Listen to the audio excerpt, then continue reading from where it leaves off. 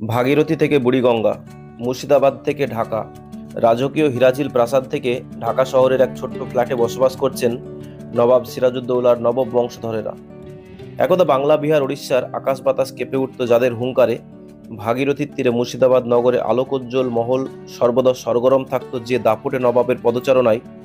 সুবে বাংলার সেই শেষ স্বাধীন নবাব সিরাজউদ্দৌলার বংশধরেরা এখন ঢাকা শহরে বসবাস করছেন লোকচক্ষুর অন্তরালে, নীরবে নিভৃতে। অনেকেই তাদের খবর জানে না, অনেকেই খবর নেয় না। নবাব সিরাজউদ্দৌলা বাঙালি ছিলেন না, তিনি বাংলার ছিলেন না, কিন্তু বাংলার শেষ স্বাধীন নবাব ছিলেন তিনি। বাংলাকে ভালোবাসতেন, ভালোবাসতেন বাঙালিকে।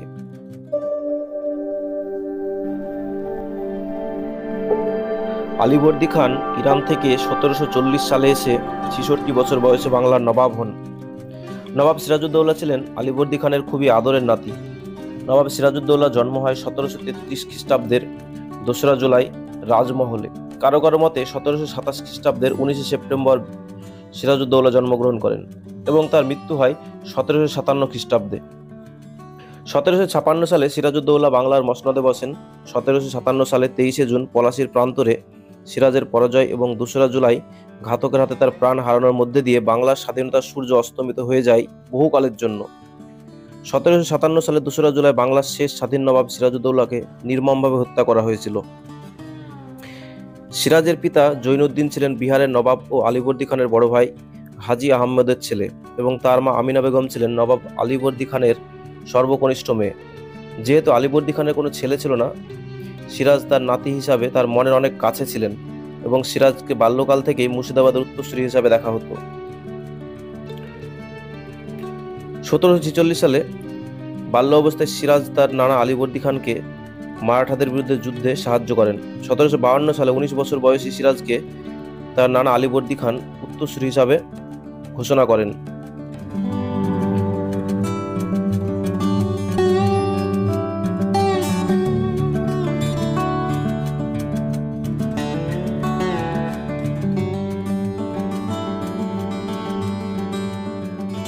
বাংলাদেশের এই ঢাকা শহরের সঙ্গে আষ্টে পৃষ্ঠে বাঁধা আছে নবাব সিরাজউদ্দৌলা পরিবারের দুর্দিন দুঃসময়ের জীবন। সিরাজউদ্দৌলার মৃত্যুর পর তার প্রিয়তম স্ত্রী লুৎফুন্নেসা, একমাত্র শিশুকন্যা উম্মে জোহরা এবং তার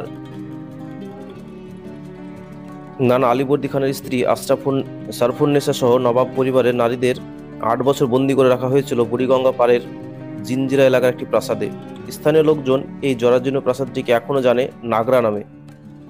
বর্তমানে ঢাকা শহরের খিলক্ষেত এলাকার লেক সিটি কনকর্ডের বৈকালী টাওয়ারে বসবাস করছেন নবাব সিরাজউদ্দৌলার নবম বংশধরেরা।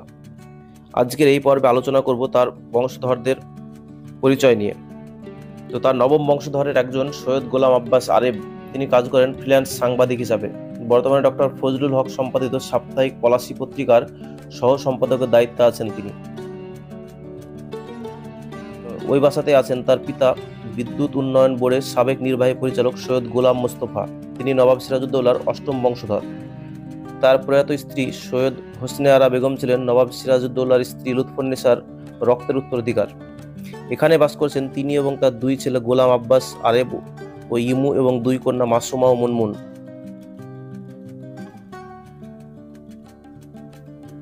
নবাব পরিবারের নবম বংশধর গোলাম আব্বাস আরেবের পূর্ববর্তী বংশধরের কুষ্টি বিশ্লেষণ করে জানা যায়, নবাব সিরাজউদ্দৌলার মেয়ে উম্মে জোহরা ওরফে কুদ্সিয়া বেগম ছিলেন প্রথম বংশধর।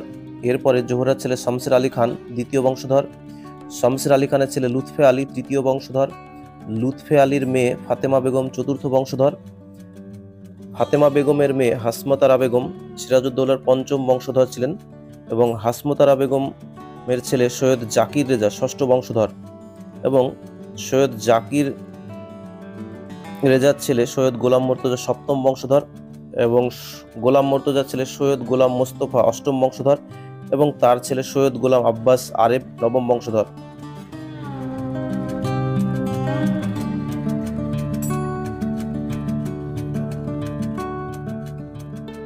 নবাব সিরাজউদ্দৌলার মৃত্যুর পর থেকে তার 5ম বংশধর পর্যন্ত কাউকে সরকারি কোনো চাকরি দেয়নি ব্রিটিশ সরকার। নবাবের 6ষ্ঠ বংশধর সৈয়দ জাকির রেজা ঢাকার নবাব সলিমুল্লাহর কাছে এসে ধর্ণা দিলে 1913 সালের 16ই সেপ্টেম্বর তিনি বাংলার গভর্নরের কাছে চিঠি লিখে তাকে একটি চাকরি দেওয়ার অনুরোধ করেন। চিঠিতে উল্লেখ করা হয় তিনি সিরাজউদ্দৌলার বংশধর। সে অনুরোধের প্রেক্ষিতে ব্রিটিশ সরকার সৈয়দ জাকির রেজাকে মুর্শিদাবাদের ডেপুটি সাব রেজিস্ট্রার পদে নিয়োগ দেন। তার পুত্র সৈয়দ গোলাম মুর্তজা চাকরি করতেন মুর্শিদাবাদের কালেক্টরেট বিভাগে।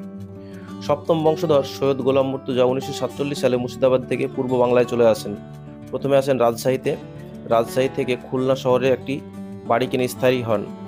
1984 সালের ফেব্রুয়ারি মাসে প্রথিতযশা সাংবাদিক ফজলে লোহানী তার জনপ্রিয় ম্যাগাজিন অনুষ্ঠান যদি কিছু মনে না করেনে জনাব সৈয়দ গোলাম মুর্তজাকে পরিচিত করিয়ে দেন। গোলাম মুর্তজার ছেলে সৈয়দ গোলাম মোস্তফা পাকিস্তানি আমলে চাকরি নেন বিদ্যুৎ উন্নয়ন বোর্ডের নির্বাহী প্রকৌশলী পদে। তিনি এখন ছেলে সন্তান সহ বসবাস করছেন ঢাকা শহরে।